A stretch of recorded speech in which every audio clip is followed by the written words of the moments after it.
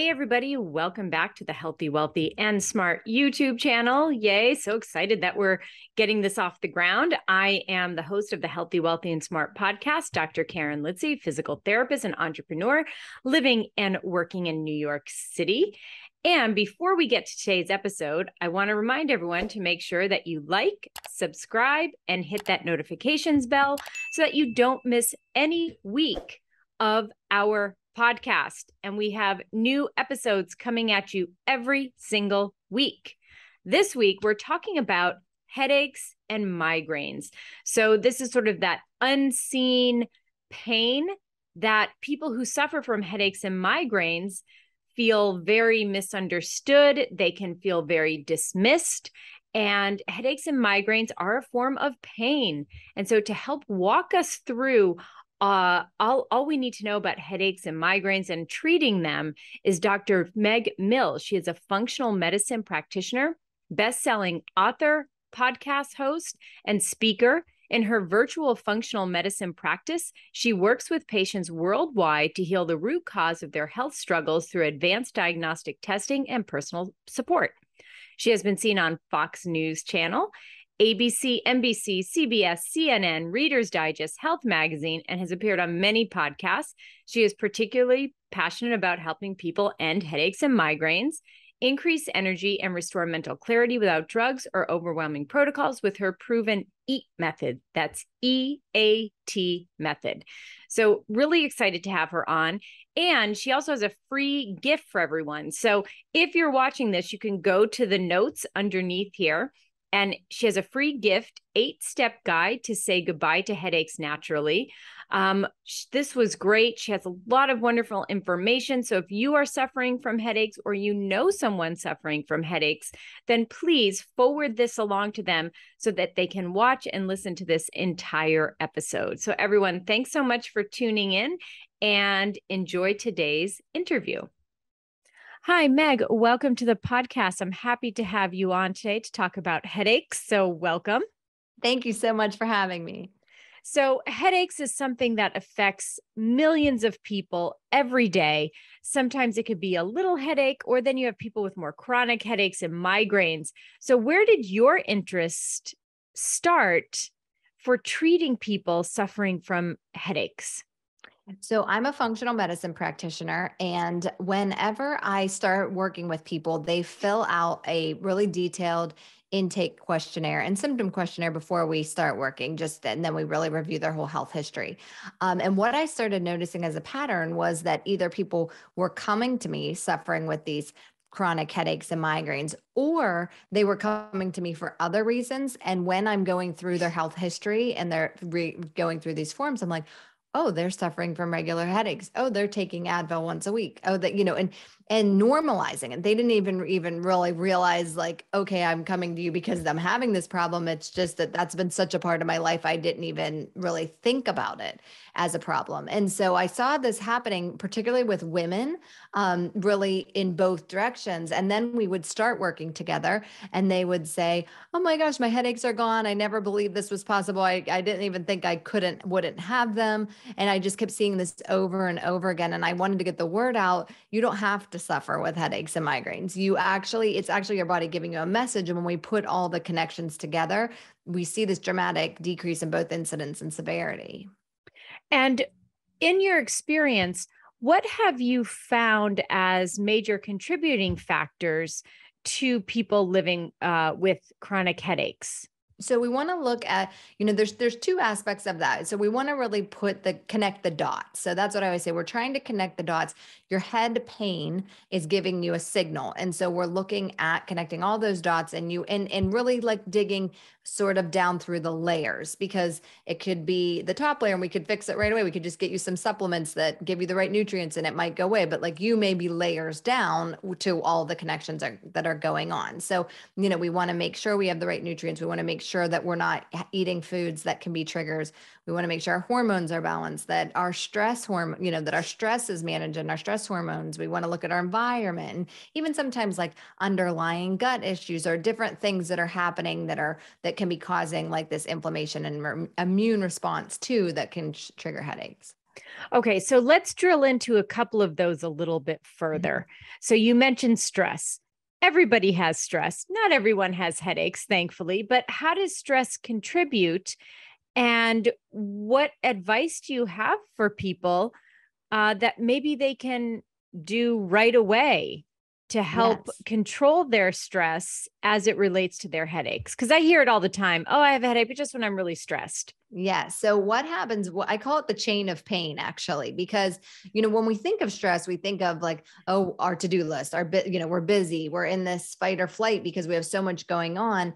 And stress can actually be physiological, can be biological. There can be a lot of reasons that our body's responding to stress, and one of which is pain.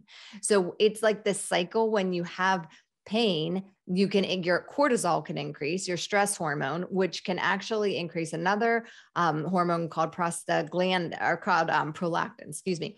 And then once prolactin is released, that can actually increase pain sensitivity. And so you can get stuck in this like pain causing stress, causing pain. And we see this, the cycle happen a lot with people. And so we just need to do things like you said to get out of the chain of pain, to really get your body to relax. So one of the things I think you could start doing right now is really just practicing breathing, because our breath can bring us back to the parasympathetic nervous system. We often breathe through our chest. We're breathing like high up in our body. But if you can take a couple minutes every day, it doesn't have to be anything drastic, but just like set a timer. A lot of our watches even will say, take a deep breath, sit and take a minute or two out of your day and really practice that deep breathing. Because we know that those deep breaths can bring us back into that parasympathetic nervous system. So that's just like a simple place to start. Yeah. So I think a lot of people, when they think of stress reduction, they think of mindfulness techniques and meditation. And they think, well, in order for that to be helpful, I have to do it for 20 minutes. And then I don't have 20 minutes. And then they're stressed out because they don't have the 20 minutes in order to do that. And it keeps going and going. So I like the recommendation of, hey, let's just take a couple of breaths, keep it simple in the beginning. Exactly. I agree with you, because a lot of that feels like another stressor. So if I say to you, like, we have to meditate and you have to, and then it's like, well, I can't meditate. My thoughts won't slow down. I don't have 40 minutes. I don't have 20 minutes to do. So just if you can say like, hey, I'm going to do it like we do anything else, put little chunks in your day, you can start to build. And then if you practice that breath, when you are stressed, you can bring it in.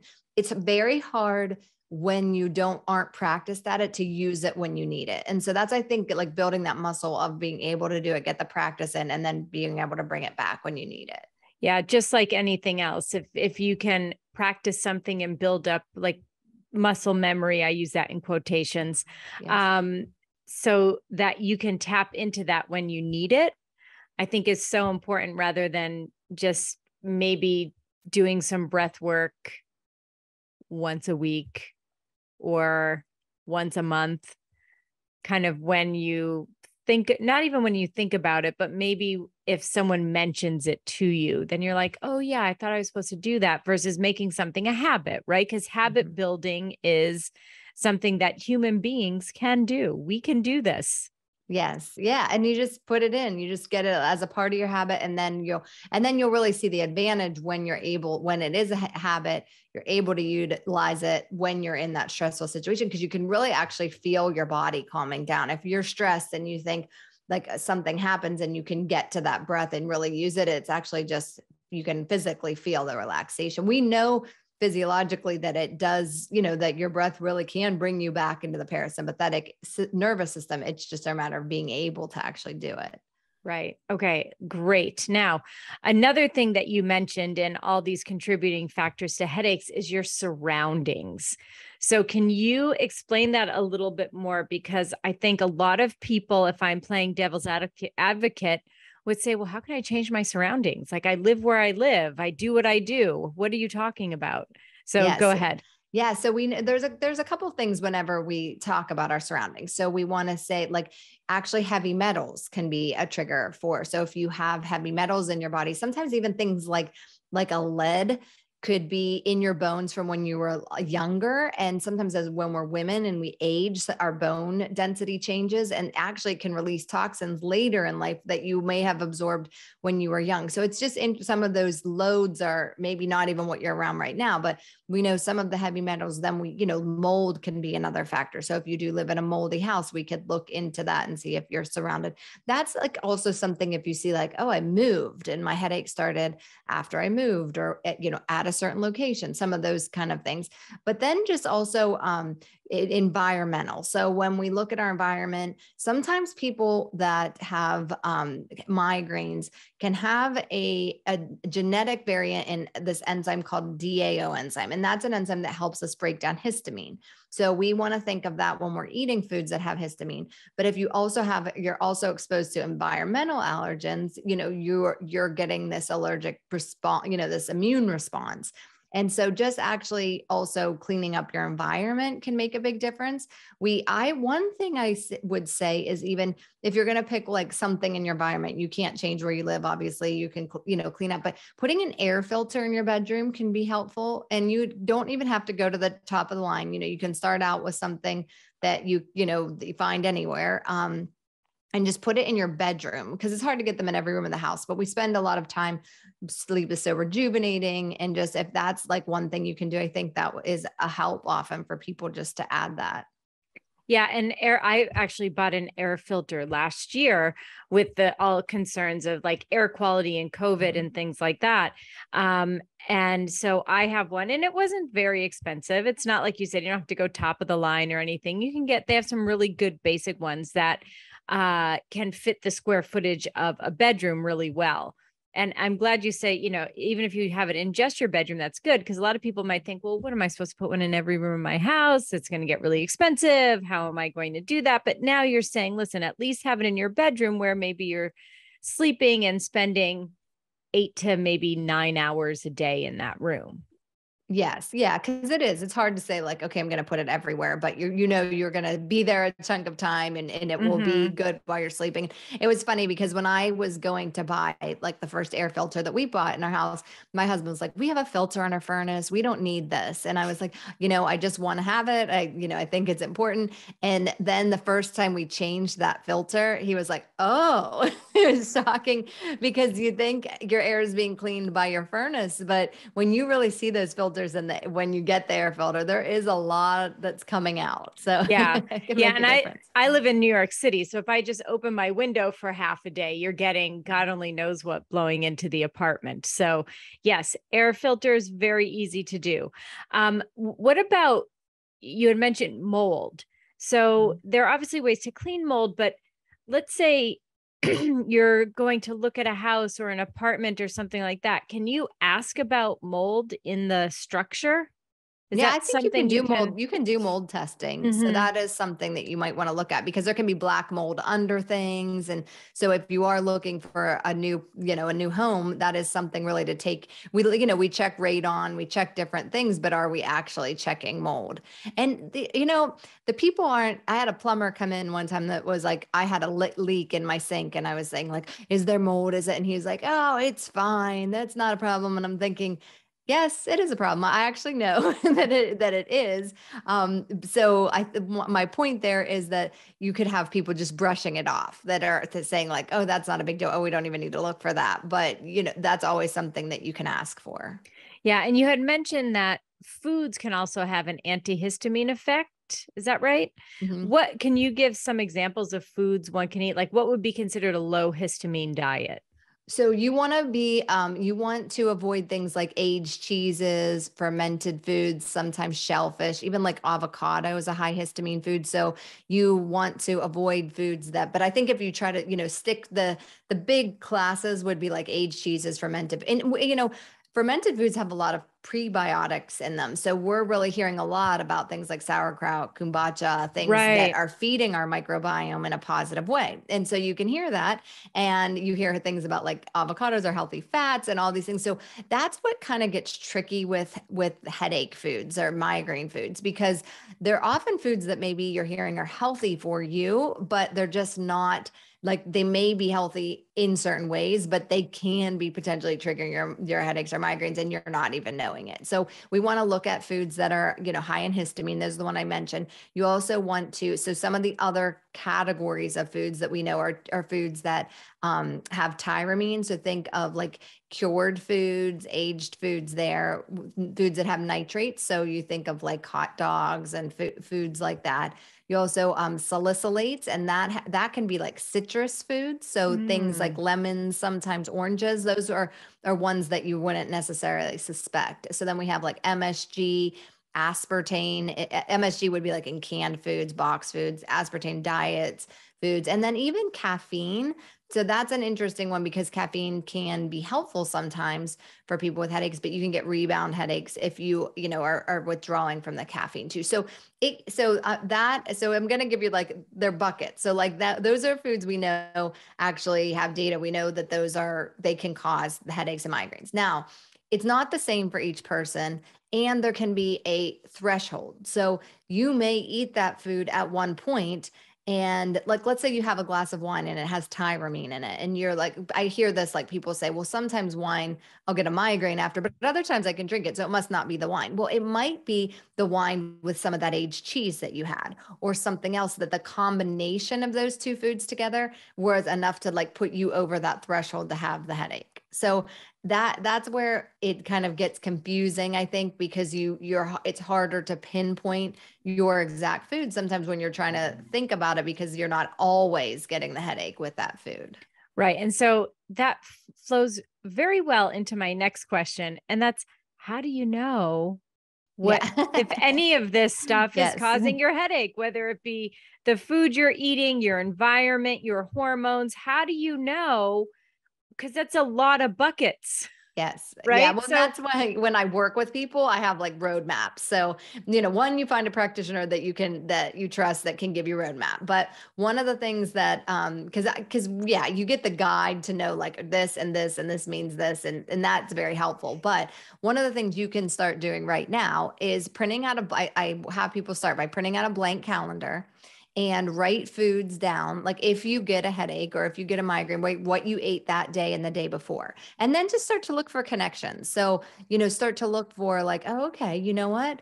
Every time I get a headache, it's 3 days before I get my period, or like my migraine, or it's mid-month, maybe you're ovulating, or I didn't sleep last night, but you know what? I don't sleep. If I don't sleep well, I get it, or I'm dehydrated, or I ate these foods. So once you start to like, you don't have to do it every day, but if you just do it when you're getting the headaches, it can start to show you patterns. Oh, that's a great idea. And then you can address them accordingly. Yes. Right. Got it. Now you had mentioned days before period, ovulating. So obviously advice for women who suffer from hormonal migraines. What do you got? Yeah. And that's a big one. One more thing women have to worry about, right? Yes. Yes. So the two most common reasons that we get migraines associated with hormones are estrogen dominance and rapidly changing hormones. And that's why with the estrogen dominance, you often get it right before your period, because estrogen and progesterone are both dropping, but sometimes then progesterone's lower than estrogen. We're having the dominance. Now, we really do testing can be really helpful for this, because if you have estrogen dominance, why?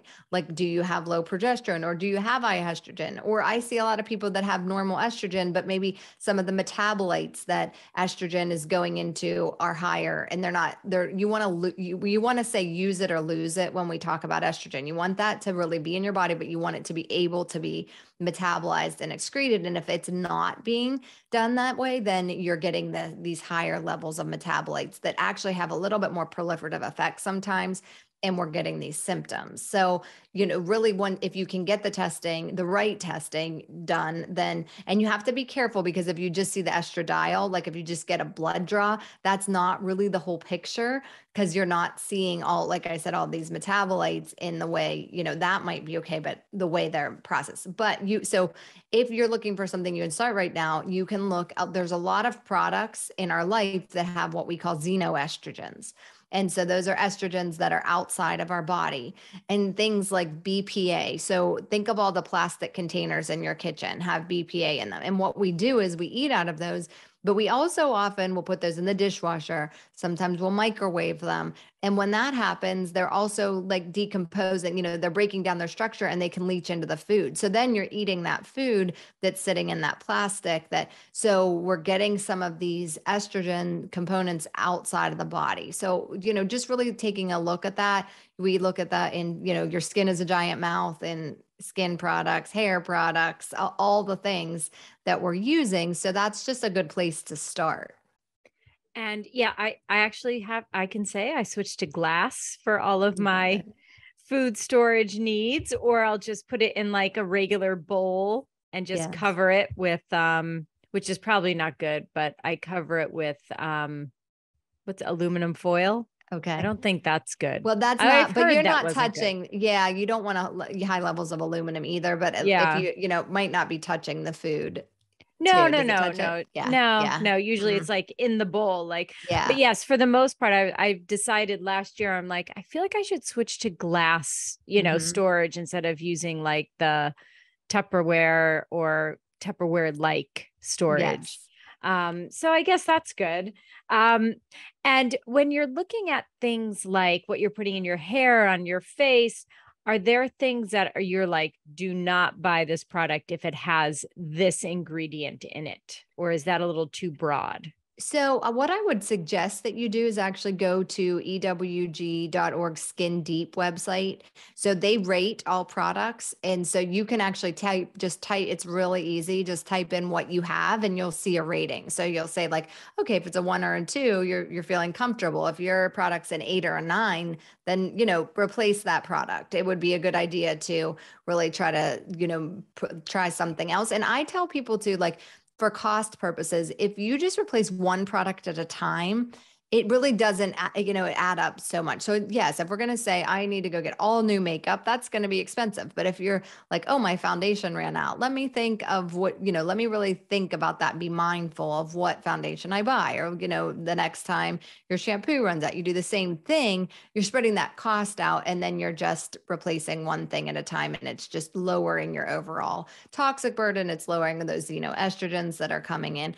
Another thing, I guess, with that is also like looking at beef and dairy, because the animals are often given hormones. And then when we eat them, we're also getting that. So really paying attention to those foods too, to make sure you're not getting any extra hormones. Got it. And can you say that website one more time where yes, people can? Sure. It's ewg.org. And then in that's Environmental Working Group. And within that, there is a section that is specifically for products and it's called Skin Deep. And they have a whole bunch of products. They have sunscreens and makeups and, the shampoos and all sorts of different things. So it's just a nice resource, because I think it's just nice to be able to, you look at the back of the shampoo bottle and you're like, what does all of this mean? So it's sometimes hard to like figure out on your own, but it's just nice to be able to put that product in and, put it in and then find a rating. So it gives you like a little bit of a clear guide. Yeah, no, this is great. I mean, all your tips are amazing. So hopefully people, if you are someone that suffers from headaches or knows someone who suffers from headaches, then definitely get them over to this podcast so they can listen to all these great tips on how to not suffer as much, because I know headaches can be just absolutely debilitating. I have several friends who've had, a long history of migraines. And I'm lucky to be a person that doesn't really get that many headaches. But now when I do, I'm going to kind of be thinking about you. You're going to be in the back of my head. I'm going to be thinking about all these tips and seeing what I can do to help mitigate the headache when and if I get them. So thank you so much. Now, you had mentioned that you're a functional medicine practitioner. So how does a functional medicine practitioner differ from a medical doctor when it comes to the treatment of headaches? Like, what do you guys do differently?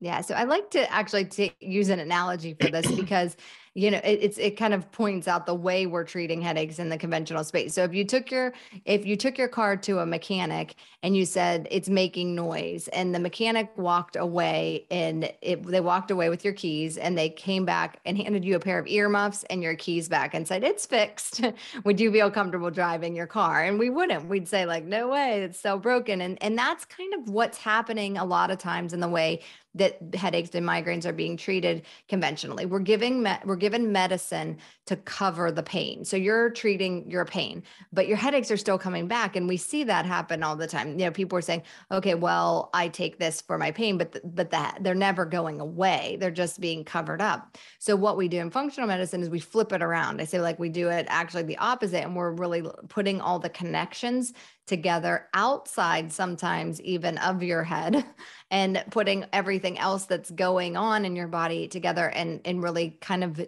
diving into why you're getting the headache. So it's not as much about the pain treatment, which we do still want, we still want to treat the pain, obviously, because we don't want you to experience that, but we want that. My goal is for you to get the incidence and severity down, because I want you to not have them so that you're not having to take the medication. Right. That makes sense. And I think I like how you said you want the incidence and severity to go down, because sometimes it may not be complete elimination for the rest of your life. Like people may have flare-ups. I work with a lot of people with chronic pain. And oftentimes, they may have chronic low back pain. We've gotten them to the point where that back pain is no longer burdensome, but every once in a while they may have a little flare-up. Mm-hmm. Right. So how do you explain that when you're speaking with your patients, that like, hey, sometimes you may have a flare up. It doesn't mean that, all is lost. You need to give up. What does that conversation look like for you? Yeah. So generally the people that finally get to me have had chronic, or severe headaches. So they're just thrilled to not wake up. Like I get one of my favorite quotes is one of the people I work with, one of my patients said, I just love the fact that I don't wake up wondering if it's going to be a headache day. Like she every day was living her life. Like, is it going to, wait, I get you have that fear waking up. Like, is today going to be a headache day? If I plan something, am I going to be knocked out with a migraine? And so, yes, I can't promise you that you'll never have another headache, because I can get a headache, because of, maybe I'm dehydrated and I've slept weird on my neck and, all these things, but I can't promise that. But that's when we see this dramatic decrease in both incidence and severity, that they're not really affecting your life, that you're not taking medication. They no longer have to, sometimes people are on prescription medication, Botox injections, all these, there's a wide variety of things that cocktails that people are taking, and they're still coming. And so it's really saying, you don't have, and I think like deeper than that, all of these medications have side effects. Like they're not without consequence. They can, have good purposes, but there's always the consequence. So you're still getting the headaches, you have the consequences. So we want to get you in a place where, okay, you're not relying on that, and you're not suffering from any side effects of having to take regular medications. Yeah, I think that's great. And the biggest part there is like, they feel like they're not suffering anymore. So, when people come in and you ask, oh, what are your headaches or your pain on a scale of 0 to 10? And people are saying it's a 20. It's because they're suffering and it's affecting their life in so many different ways. Mm-hmm. And so if you can bring that down for them, I mean, that's a real blessing, I would think. And they must be like super excited about it. No, it's life-changing. Yeah. Yes. Yeah. Yeah. Mm-hmm. Yeah. Mm-hmm. It's life-changing. So now what would you like the listeners to kind of step away with from this conversation? If you can distill it down into your main points, what would it be? Yeah, I just like them to know that that if you are someone who has, I think people feel that they've had these headaches for, a lot of times people have had them since childhood even. And so you feel like, well, I've always had this. This is something that I'm not going to change. I'm managing it. It's, but it's just who I am. I see those people be able to make that change and not have them, so I think, or if it, there's something that you're dealing with all the time. So I just think knowing that there is hope, that you don't have to live this way, that if you just maybe take a new perspective, I think we can get stuck in that same pattern of like, oh, this is just what I do. Oh, this is how I treat it. But I think if you can be open to a different perspective, then there is hope to really make a change in your life. And then I also would say, just really maybe dialing in and listening to your body and listening, if you can be more in touch with like what food you're eating, if you're dehydrated, if you're not sleeping, if you're, all those things that we talked about, and like really just kind of pull a mirror up and see like, where are you on some of those spectrums?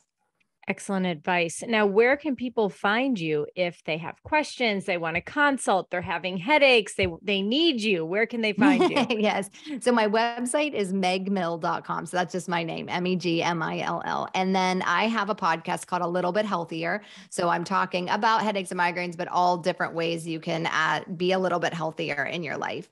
And then I'm over on Instagram and Facebook at Dr. Meg Mill. It's just Dr. Meg Mill.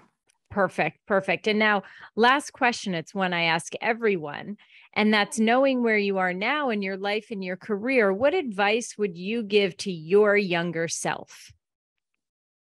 Ooh, that's a good one. I just think that, so I started out on the conventional side of medicine. So I guess I felt like, okay, this is the way to go. Although I always was into more prevention than treatment. And so I think my path is different. It's veered a lot. So I think maybe in some of those times that I was really frustrated with the system and the way things were going, even though I knew all the protocols, I knew why it was happening, that I would be able to find another way. So I would have to say that's probably the advice, that just be open. You never know what road it's going to take. And I did think of one more thing. I forgot to say this when you asked me. Yes. I do have a free guide that you can go to, just called helpmyheadaches.com. So if you're looking for some steps to get started, you can look at that guide too. I should have mentioned that earlier. No, that's perfect. And we'll have links to everything. We'll have links to your website, your social media, and helpmyheadaches.com. Mm-hmm. So people can go on and get this free resource to help their headaches, which would be wonderful because, man, I feel I have so much empathy for people who suffer from headaches, because I think I had like maybe 2 or 3 in my life. And I was like, oh my gosh, how do people live this way? So I have a lot of empathy, and I have a lot of gratitude for people like you who have chosen to really work with this population, because it's vast and they need the help. So well done on you. Yeah. And again, what's the name of your podcast again?